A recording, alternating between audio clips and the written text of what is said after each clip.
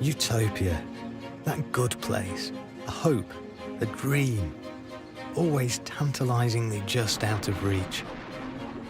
Utopia has been imagined 1,000 different ways. Yet when people try to build utopia, they struggle and very often fail. I want to explore why. We'll encounter experimental communities searching for greater meaning in life, utopian ideologies and plans for the masses that didn't leave space for the individual, and utopian architects with the faith that humanity's lot can be improved through better design. To practice architecture, you're planning for the future. You're looking far ahead. This is about how utopias either adapt or else they crumble. It's about the clash of grand utopian visions and very human flaws. Our craving for community versus our desire to break free. It's about what happens when you dare to turn utopian dreams into reality.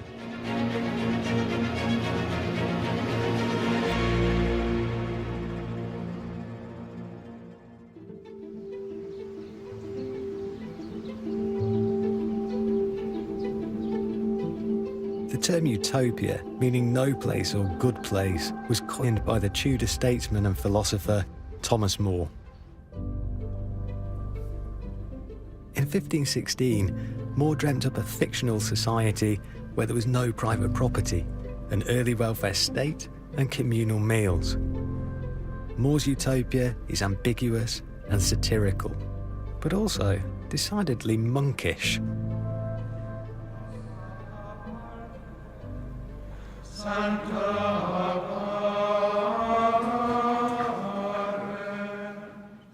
More suggests that an ordered way of life is an important part of utopian living. Here at Belmont Abbey near Hereford, this search for harmony is captured, it seems to me, in the repetitions of the monks' plain song.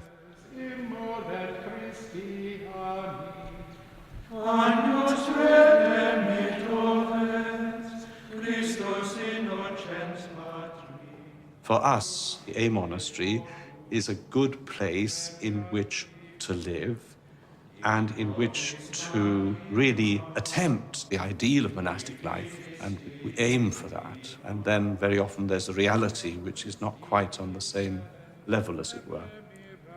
We struggle. 18 Benedictine monks live here, with a code that lays down all the fundamentals of how they live their daily life. The big decisions are made for them, freeing up their minds to think and to explore deeper questions about existence and meaning. We spend a great deal of our time reading and meditating the scriptures, praying, and trying to live according to the teaching and the example of Jesus Christ. And of course, Thomas More would have done the same in his own way in family life. For him, the family was like a small monastery, living in community, sharing everything, loving one another. A communal way of life, sharing space and food and wealth. By extolling monkish equality as the key value of a radical new society, More was being incredibly political in an age of kings and queens. In the years that followed, other religious thinkers came up with new ways of living and put them into practice in the real world. Persecuted in Europe, many radical Protestant sects found a more welcoming home for their communities in the wide expanse of the New World. From the Mayflower Pilgrims to the Quakers, America became a testing ground for their utopias.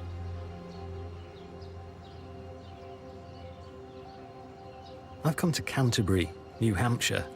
Believe it or not, this was once a home to America's most radical utopians, an extraordinary experiment that ultimately failed. Hard-working and hard-worshipping, the Shakers got their name as Shaking Quakers because of their ecstatic movement and dancing during worship.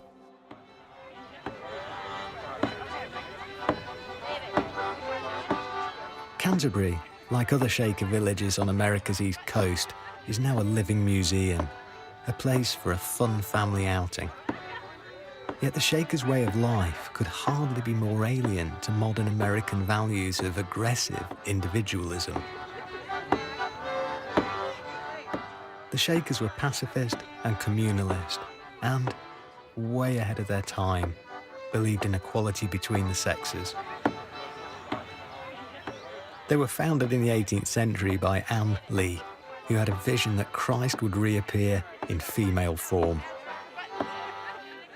At their peak in the mid-19th century, some 18 Shaker communities like Canterbury were home to over 5,000 converts, sharing open space, good food, accommodation, and education. I think that two of the words that guided them were union and order. And by union, they meant the idea that, as we would put it today, everyone's on the same page. And then the idea of order. You can see that the buildings are lined up in orderly rows. They had a set of rules: the time that they rose in the morning, the time for their meals, the time that they had lights out at night. They had rules for almost everything as a way of producing a calm and orderly life. In an attic of one of the old Shaker dormitories, a well-used rocking chair reveals much about the Shaker mindset.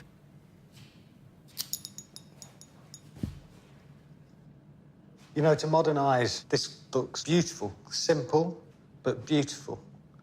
It's got something Bauhaus about it, but to Shakers, that would have been a nonsense. They'd say, we're not interested in beautiful, we're interested in useful. That's all we're really interested in. If you make something absolutely useful, it's just a coincidence if it happens to be beautiful. It's like an aesthetic that doesn't care about aesthetics. It's wonderful, simple, airy, lightweight, super practical, easy to stow away, and just coincidentally delicious to look at. Nice chair. It's a huge irony, of course, that the clean-lined minimalist Shaker aesthetic has influenced commercial kitchen design and flat-pack furniture the world over. Because while their furniture conquered millions of homes, the Shakers are no longer here. The reason lies back in the founder, Anne Lee's, story. Her 4 children died in infancy. Convinced their deaths were divine punishment for sins of the flesh, her personal tragedy doomed this utopia. She bound the Shakers to one very fateful rule: celibacy. They were saying, if you follow us, we are offering you a path to a life free of sin, a heaven on earth. And their prescription for doing this was to give up the traditional bonds of matrimony, to live as brothers and sisters. The rigid rule of the group clashed with natural sexual urges and individual choice. Perhaps even more significantly, the vow of celibacy meant that the Shakers were unable to bring up their own children in their faith. Like monks, but without the weight of Catholic tradition behind them, the Shakers relied on new recruits, taking in orphans and teaching them their way of life. After the mid-19th century, cities began to grow. They were very attractive, especially to young people. So with opportunities to live a more modern life, and of course for young people, the opportunity to marry, to have a family of their own, became more and more attractive.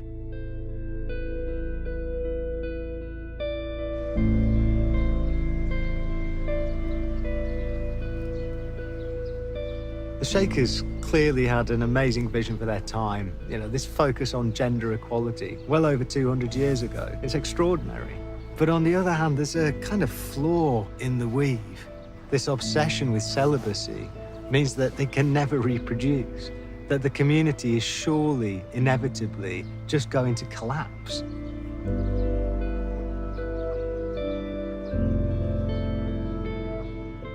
The tension between the utopian ideal and hard reality, the collective vision and individual freedom, has been played out in communities all across the world. In rural Virginia, an eco-commune has become one of America's longest-enduring experimental communities. Over 50 years, Twin Oaks has learned to adapt, to balance the needs of the group versus the individual. Like monks and Shakers before them, the 106 people who live here share everything: food, housing, and in Twin Oaks' case, childcare, and sometimes sexual partners. Unlike the old religious utopias, the founding principles at Twin Oaks were secular and highly rational.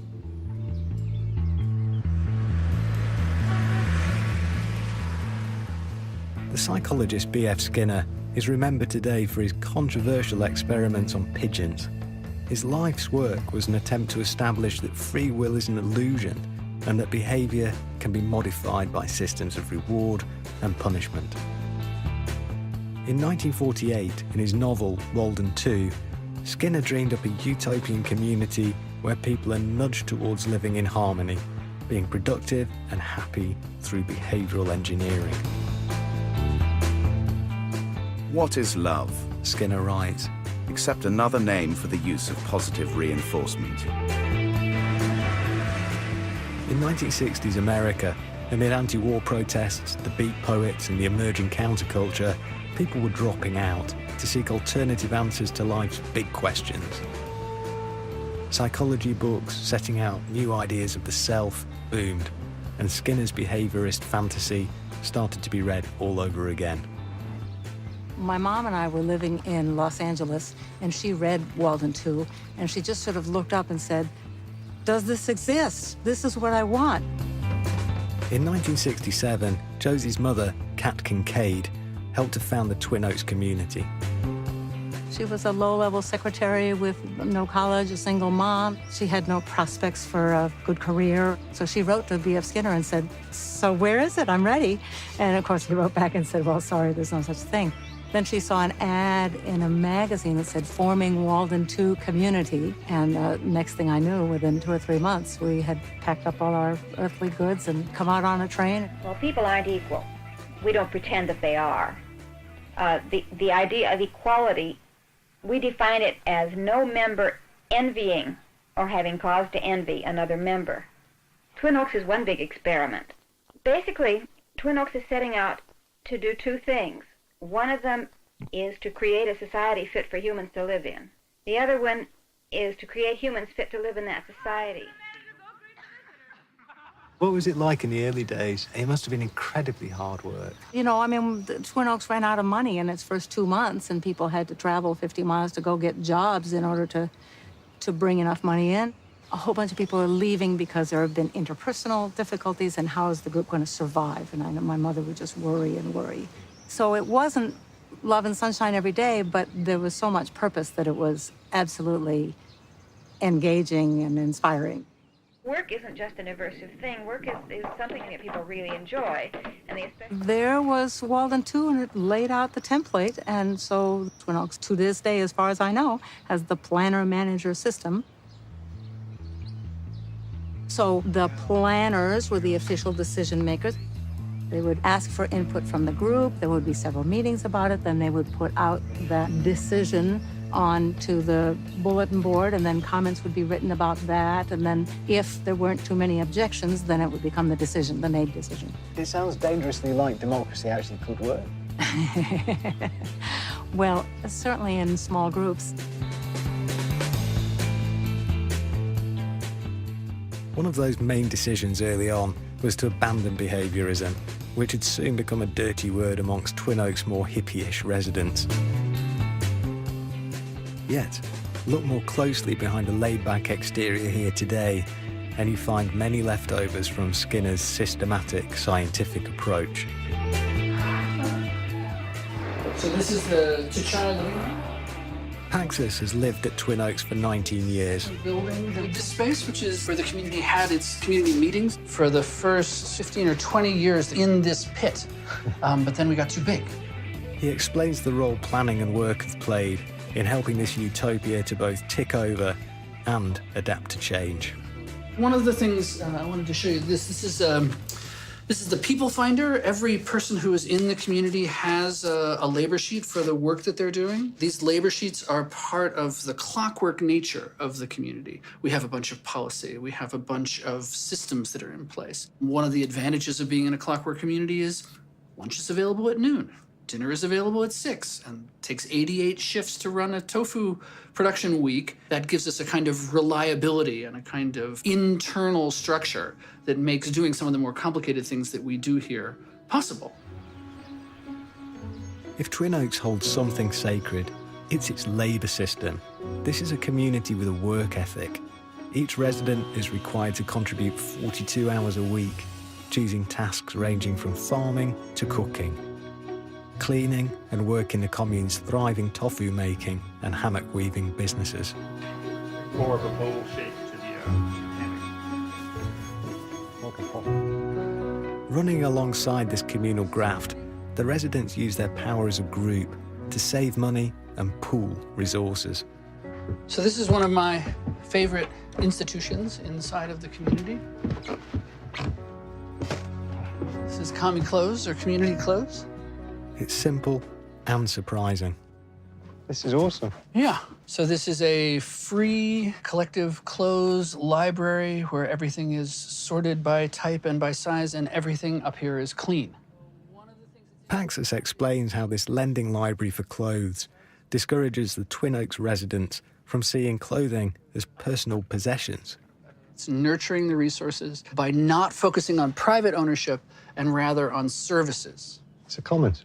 Yes, right. As long as the comments are not forced on people, but the comments are something that people participate in a way that works for them, then you get people saying, oh, yeah, I don't feel oppressed by the comments. I don't feel like I'm forced to share. I feel like sharing is a benefit to me. When I fully grasp that the residents share even their clothes, it strikes me just how radical Twin Oaks is in turning normal assumptions about ownership on their head. We're a deviant culture, right? Like in the mainstream, there's all this crime. There isn't any crime where I live. We made the choice to give everybody equal access to all of the stuff, so almost all of property crime just vanishes. We changed the relationship that the people who are here have with material goods. Because we're able to use dramatically fewer cars, and because we're sharing clothes and bicycles and all of the rest of this stuff, we have a tiny carbon footprint. We also have a tiny per person annual taxable income. My taxable income for last year was $7,000. That's like 2/3 the poverty line. But I've got a sauna, and I've got a weight room, and I've got a musical instrument library. I've got 450 acres of land. I've got organic food being harvested and cooked on the site, prepared for me every day. I don't cook very well. This is a really good circumstance, right? It doesn't feel like poverty. Twin Oaks appears to be an extraordinary alternative to consumerist, capitalist America. Hi, can I join you? But isn't it hard to share everything all the time? What do residents have to give up in this utopia? So I can see a lot of the upsides, but are there any downsides that you would be prepared to share with me? The fact that I could go decades without building long-term savings for myself if I were to ever leave is pretty nervous-making. Like, there's not, the community has a really powerful safety net. But once you leave, then you're out there in the mainstream again. Instead of dating someone and moving in, you already live with them. So relationships progress fairly quickly, and whether they're romantic or not, you're just in there with people, and you cannot avoid building relationships through conflict with lots of people. Very complicated relationships. We are definitely interested in a better place, but I care more about fairness, sustainability, designing new culture than I do about creating something that's perfect. And if you're focused on something that's perfect, then that's taking you away from these other things that are actually much more accessible. Twin Oaks has worked against the grain of mainstream American life for half a century now. I can see why it survives.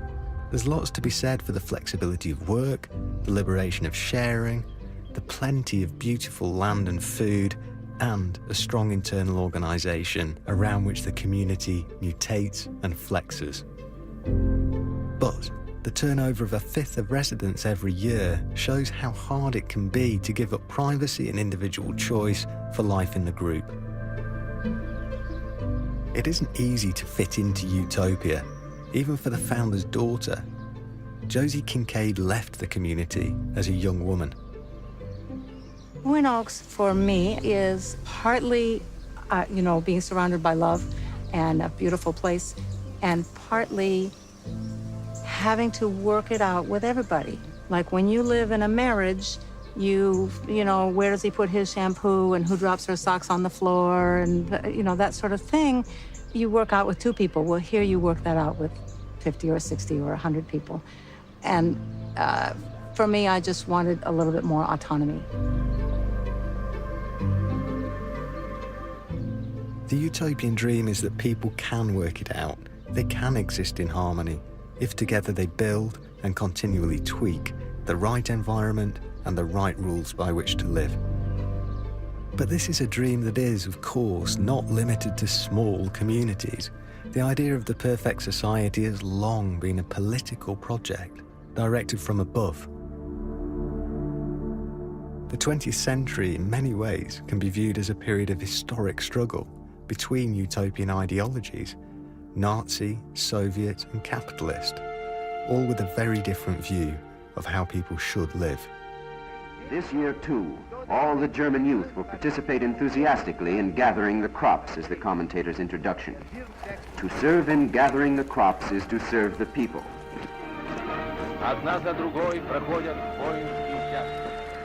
In the early 20th century, Utopia became a social experiment on a mass scale, often with unforeseen consequences.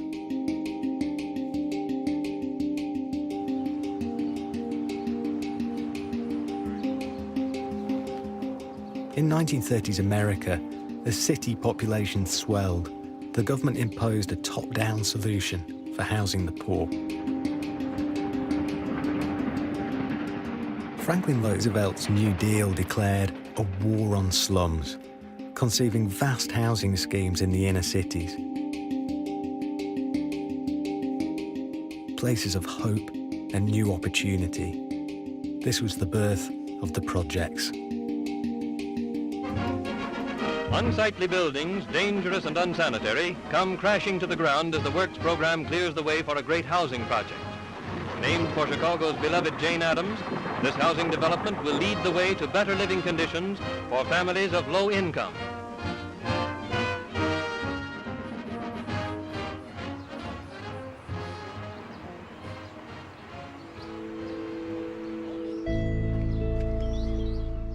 Keith McGee, founding director of the National Public Housing Museum in Chicago, takes me into a public housing block that still survives today. Taking their name from a local philanthropist, 32 Jane Addams homes like this were built in Chicago's West Side in the late 1930s. So this would have been an apartment.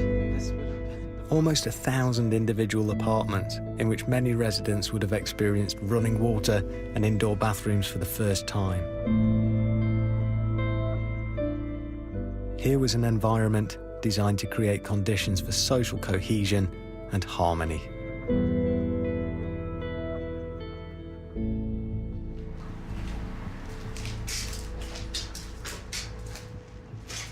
Keith, this is such an evocative space. What do you think it would have been like living here back in the 30s, 40s, 50s? In the 30s, 40s, 50s, I think you would have imagined or experienced the diversity of people who are poor and working class people. in one apartment, you may have smelled kosher food, but across the hall, you would smell fried chicken. And so it was the people from down south, immigrants who came to America, who were all finding a place to settle and to ultimately call home. This is a melting pot. It sounds so full of promise. What happened to make this block a derelict shell? The planners had overlooked the tension between the group and the individual. Unlike the egalitarian communities of Monks, Shakers, and Twin Oaks, these blocks began to have huge disparities of wealth. As money from drugs offered a few an easy way to get ahead and crime soared, public housing became part of the problem rather than the solution. You could have in one apartment a working class family, a janitor, a nurse, and 4 children, and a pretty stable family. Next door to that, you could have had someone that was totally depending on social services. Perhaps across the hall, you could have had someone that was selling drugs. And they were probably faring best out of everyone in the community. But the impact of it all devastated public housing.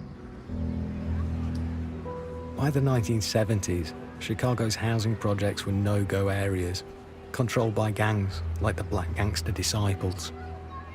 And ironically, Keith believes it might have been the very strength of community ties that aggravated the descent into dystopia.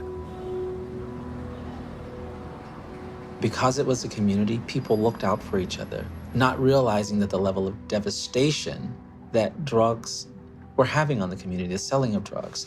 I mean, if you look here, over this wall would have been a dresser or a wardrobe that covered this.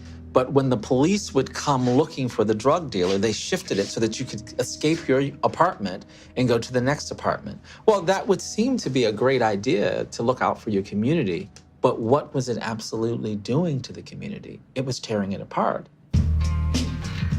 In the 1990s, the city authorities had had enough. They dispersed residents into mixed-income neighborhoods and tore down the projects. This last derelict block will be converted into a national public housing museum. What an incredibly atmospheric place this is. To think that it was once such a good place. So many people. People coming in from all over the States to join a community. But it wasn't by all means just a good place. It was a place with its problems and with its challenges, some of them insurmountable.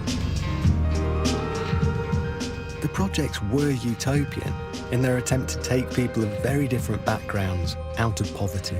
But a good place of public housing simply couldn't address all of the social issues of a complex and changing inner city. But at least the intention here was benevolent.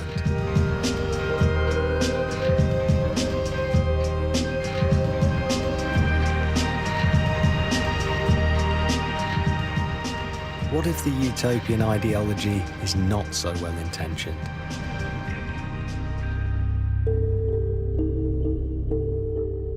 If it's all turned on its head, and the utopia is dreamt up by a megalomaniac individual with a rigid view on solving all social issues in the most brutal and final way possible.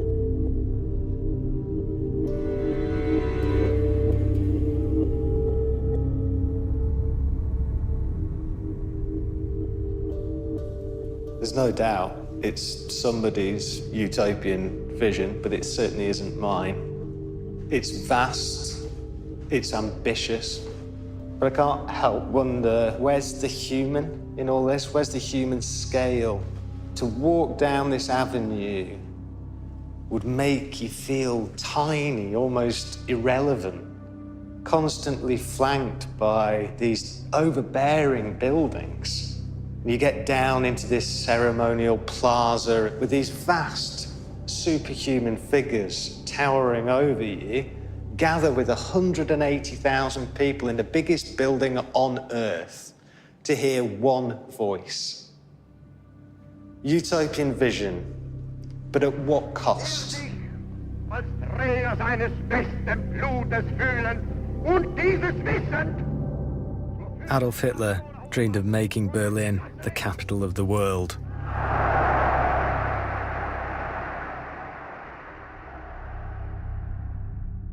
Feldhauptstadt Germania, a grand metropolis centred around a 7-kilometre avenue running north to south, with the vast Volkshalle at its end, its dome 16 times larger than St. Peter's in Rome.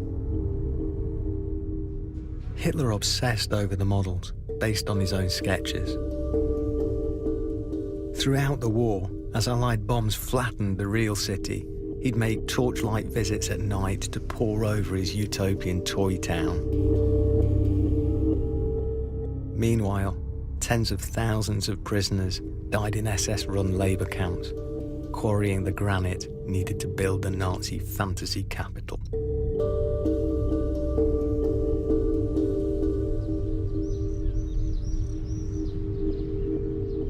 For years after the war, local residents were unsure what this block of concrete was doing amid a quiet Berlin suburb. But geologists knew. Here was a strange remnant of Hitler's utopia. These are the final material remains of a Nazi vision of a Germania that was going to last for 1,000 years.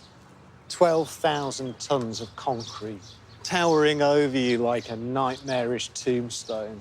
Built by forced French labour, it runs deeper underground than it does above.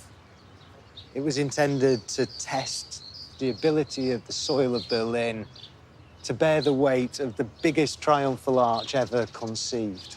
A triumphal arch for a utopian vision that thankfully failed. The other great utopian experiment of the 20th century was Soviet communism. This ideology had its origins in Karl Marx's utopian vision of a workers' revolution and common ownership of the means of production.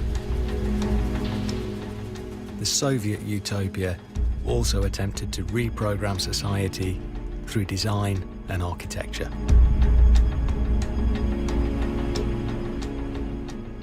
This is Lithuania. What's fascinating, I think, about the Soviet-era buildings left here is what they reveal about the regime's preoccupations, about how the individual should live and what they should care about in a socialist utopia.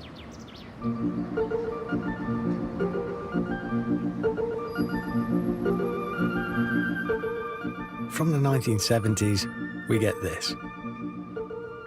A futuristic, exuberant statement in concrete.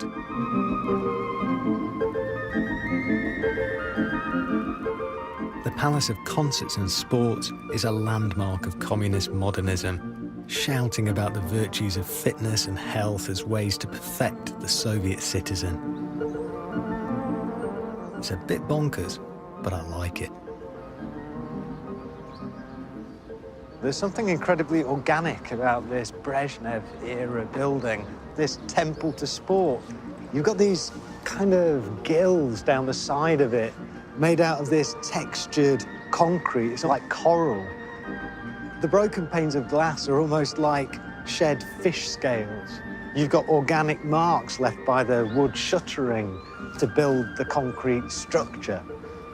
It's like a creature rearing out of the sea. A massive celebration of the monumental achievements of Soviet athletes.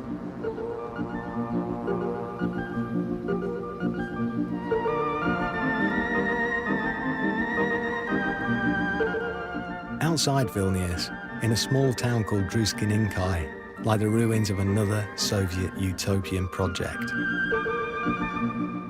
In this place of spas and sanatoria, workers could come for treatment, paid for by the state that wanted to keep them productive and probably happier for longer.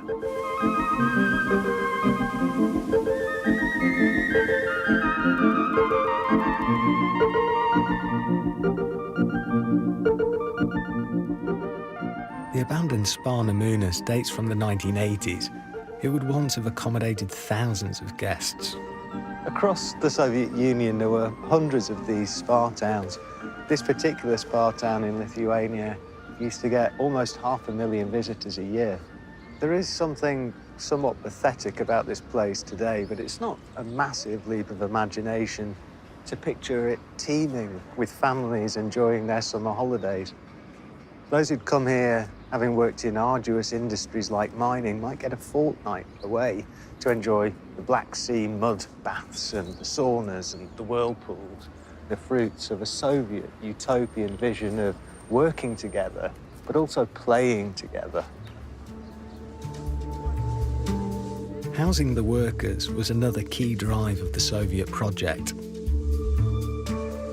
This is the Lazdinai estate on the outskirts of Vilnius. In creating this complex of 3-bedroomed apartments, the local Lithuanian architects expressed a little freedom from central Russian control, innovating the site of blocks to fit around the local woodland.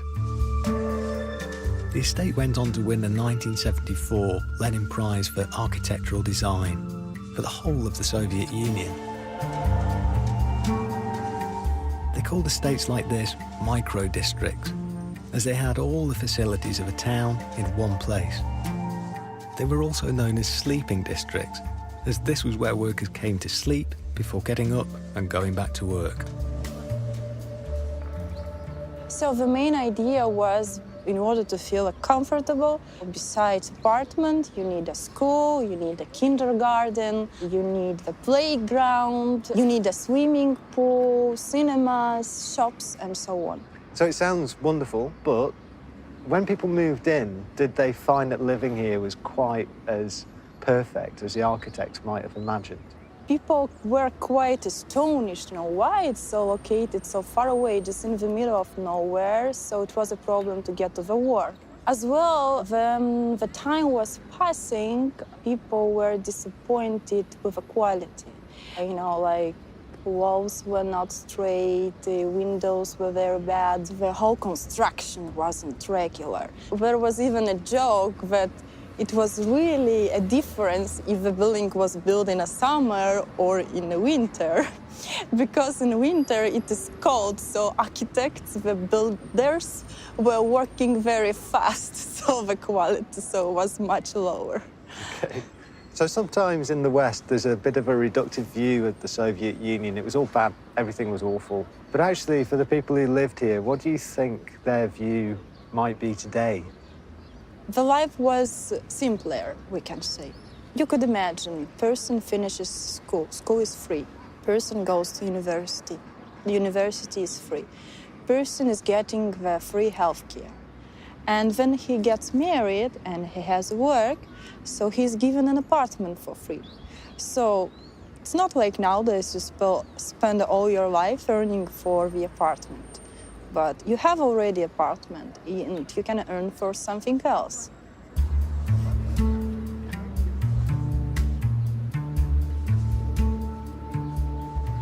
What is a utopia? Is it no place? Well, this is definitely some place. The architecture, okay, it's looking a bit tired, but it's southward-facing balconies. It's a short walk into the woods. There's little community notice boards outside each block. You get the sense that this is a vibrant, alive community still. Today, some might say that to be utopian means to be naive. Utopia is an impossible, unknowable dream. We look back on previous utopian escapades like Soviet communism and conclude that they were just pie in the sky, possibly well-meaning, but staggeringly open to manipulation. But is there a danger in taking such a view? Utopian visions rise and fall, but what makes them interesting, I think, and perhaps valuable, is their ability to inspire radical and innovative new design. On a pilgrimage to find utopia, sometimes you find staging posts in the most unexpected places. Attempts to build something better that might not have worked in themselves, but the drive behind them can still be celebrated.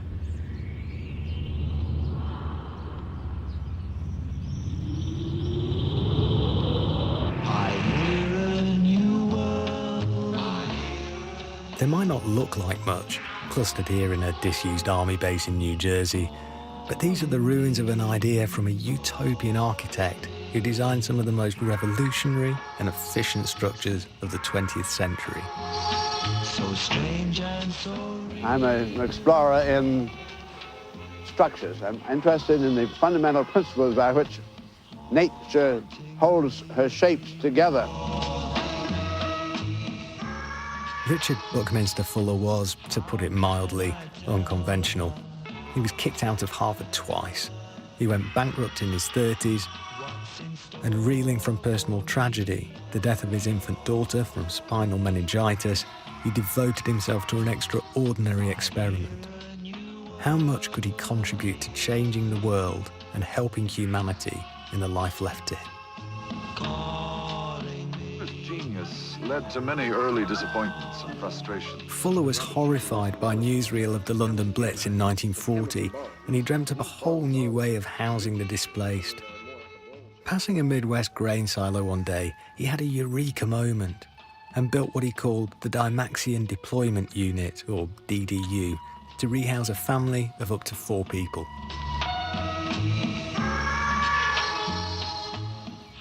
Fuller coined the term Dymaxion, a combination of dynamic, maximum and tension, to sum up what he wanted to achieve: maximum gain of advantage from minimal energy input.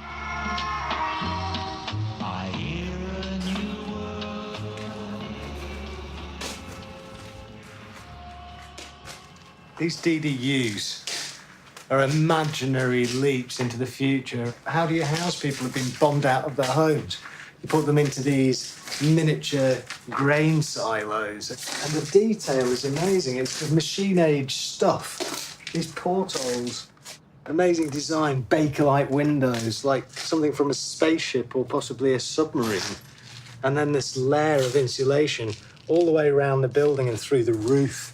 Built-in shelving units, even got a built-in electricity system. It's astonishing. And the gorgeous roof, it's like a flower opening. And there used to be a self-regulating air ventilation system. It's a beautiful and useful solution. To get the military on board, Fuller supposedly parked one of these outside the Pentagon in 1941. The military did buy a few hundred. There are said to be mysterious tin sheds in disused American bases all over the world. These tired but beautifully organic buildings have these lovely little details, like almost human eyes with little eyelashes. But they're mass-produced goods. Hundreds of them manufactured quickly and cheaply. They could be erected in a day by 2 people, flown in anywhere in the world. Minimum resources for maximum impact.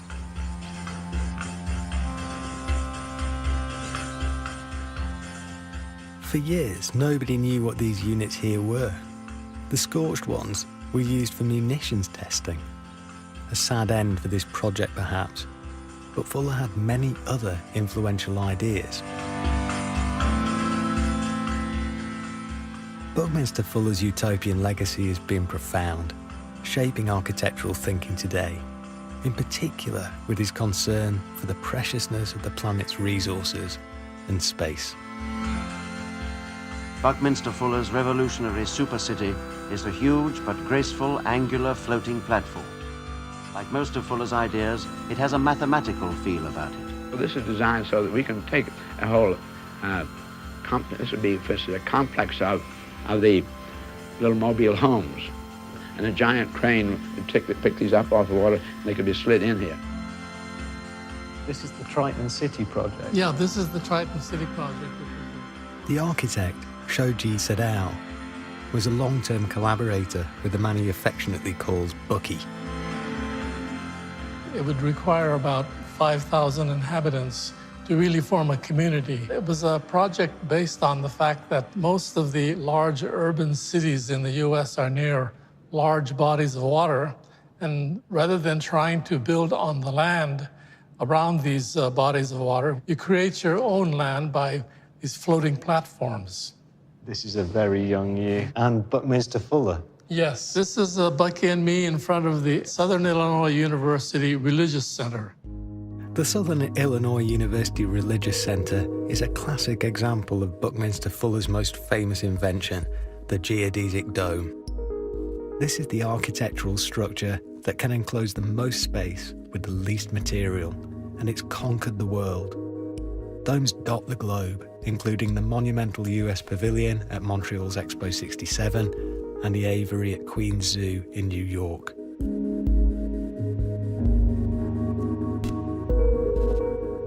Shoji explains the engineering principles. What you're doing is you're making equilateral triangles here. If you have 5 triangles around this vertex, if you have 6, it'll be flat and it won't form into a sphere. But by using just 5 around the point, you begin to make a spherical shape. So once you've done the first row, it kind of builds itself. Keeping these vertexes always at the same distance from the common center, we begin to get then spherical triangles. The triangles are, Fuller realised, strengthened, not weakened by adding more. They interlock and support each other. The triangle is a structurally stable shape, whereas a square can be distorted, you know. By triangulating, you build a very strong structure. Here you go. Very nice.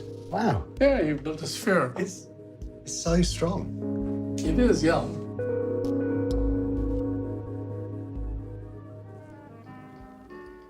Strong and efficient, Fuller's concept of the geodesic dome is now being considered as the basis for habitats on the Moon and Mars.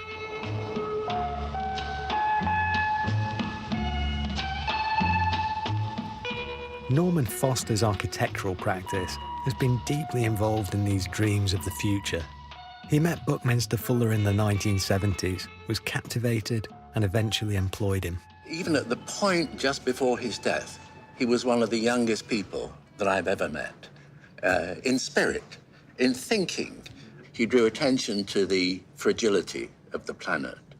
He's arguably the first green architect, before green was ever invented as a kind of, buzzword. I think I detected a little bit of influence of the geodesic dome elements of some of your buildings. Is that fair? Well, the one over there, the idea of using triangulation, of distributing forces, of creating light and lightness, touching the ground lightly, using materials more economically to create something which is inherently more beautiful and inspired by nature. And actually, paradoxically, looks quite fragile, but is stronger and doing more with less. You seem to share this interest in waste not, want not, that you can make efficient use of materials. Yes, I mean, you have, 1.6 billion without access to clean water, energy, power. How do you address these issues? If you take a city, you've probably got one department which is devoted to waste and possibly using landfill to get rid of the waste. You've probably got another division of the city about generating energy. Really, if you put those two things together, you can burn the waste to create energy. And it's it's Bucky-style thinking. Foster and Partners has designed hundreds of futuristic buildings and structures across the world. From the Reichstag cupola to the Millau Viaduct and the new Apple campus, grand utopian dreams are very much alive here. I think to practice architecture, you're planning for the future. You're looking far ahead. So you're trying to work with an environment anticipating change. So in that sense, you have to be an optimist. So optimism, utopianism, I mean, it's the words overlap. We find that way of thinking much more in Asia now. I mean, if you take Hong Kong, the airport is embedded in the middle of the city. It's folklore, the aircraft are coming in, scooping, washing off the balconies, and they've got no land, they've got sea. So they take an island, chop it down, get the biggest dredging fleet in the world, make a site bigger than Heathrow, and do an extraordinary airport. That is the kind of thinking that was perhaps exported from here, from the 19th century. And that 19th century was a utopian vision because there was a belief in a better future.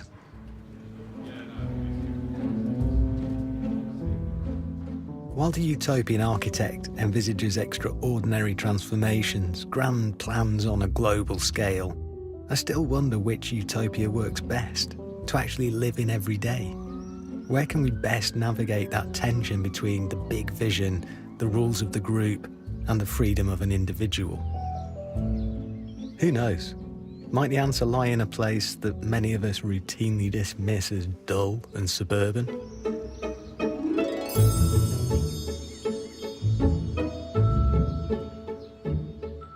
Perhaps it's time to put aside prejudices and look afresh at a garden city in the English home counties. Could this be the unlikely utopia that has it all? The Garden City movement was the brainchild of Ebenezer Howard, a 19th century visionary who came at the questions of how we should live by rejecting the overcrowding and pollution of big city life. In the process, he helped give us the roundabout and the cul-de-sac.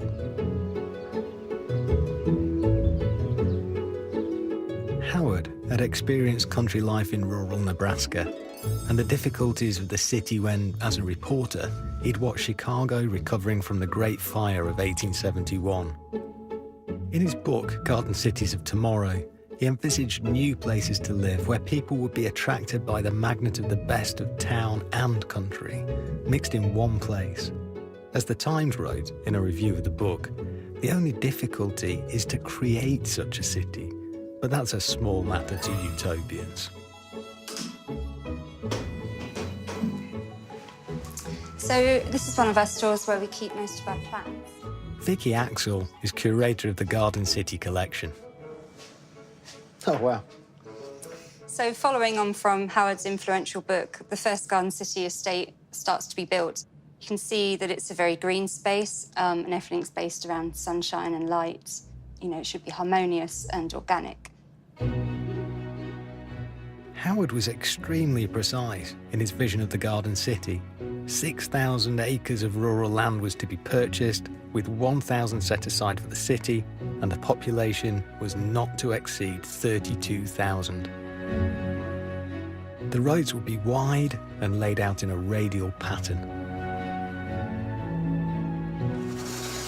So here we have the plan so far in 1910, so it's 7 years into the Garden City.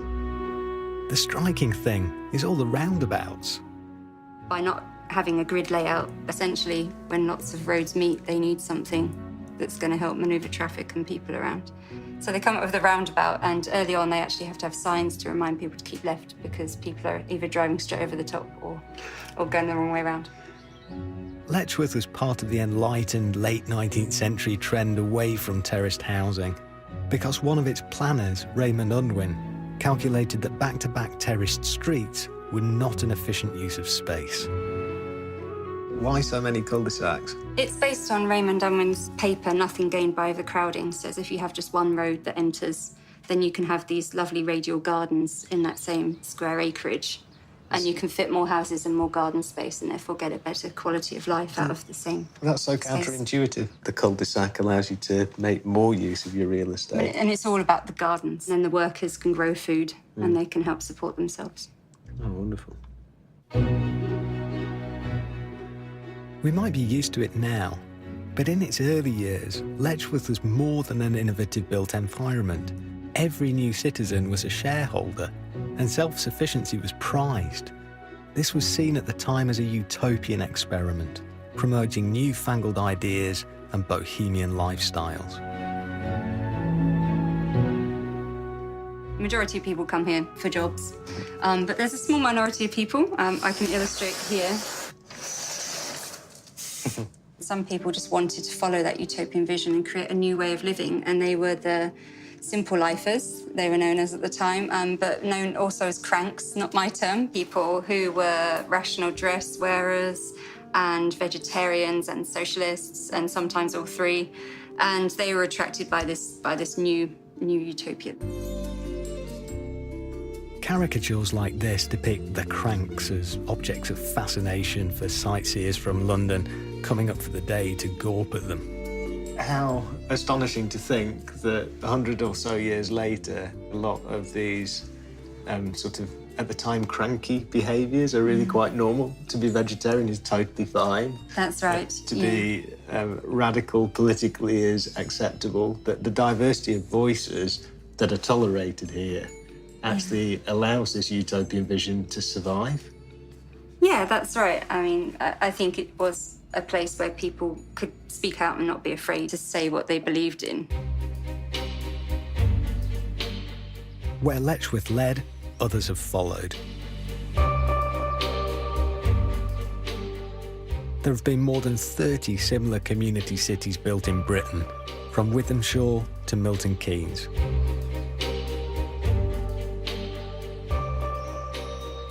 Ebenezer Howard's utopian vision of Letchworth, over 100 years old, is still kind of evident here. These intimate streets that flow off grand avenues with their beautifully tended gardens seem to suggest that this is a community that really cares about its environment still. A survey that was conducted in 2015 found that only 3% of the population were unhappy. Maybe their lawnmowers were broken. As utopias go, perhaps Garden City set a lower bar than the strictures of monastic life or mass housing projects, be they socialist or capitalist. Yet garden cities might provide a kind of utopia that works on the human scale, helping to build a sense of community while still offering privacy, freedom and space. And they do seem to have been flexible enough to adapt to changing times. But the question remains, could garden cities ever really be built on a scale that would meet the need for decent housing for all, so often felt most acutely in towns and cities?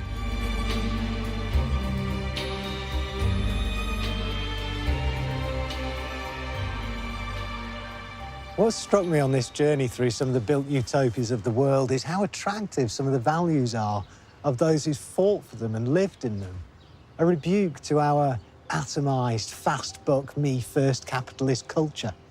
Many are communities with ideas about sharing, looking out for the environment, and working together in a common endeavour. Even amid the failures, there's something noble about this striving for utopia. It seems to me to show off a better side of our humanity.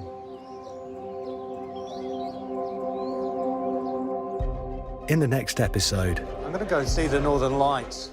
the search for the utopia within. Ah, that's beautiful. Authenticity. Koali music is a cosmic quest in search of the beloved. The craving for perfection. I think it's really beautiful. You could call it the aha moment, that moment when you go, wow. The moment of transcendence. If I'm reading a crowd, I can build like an entire emotion.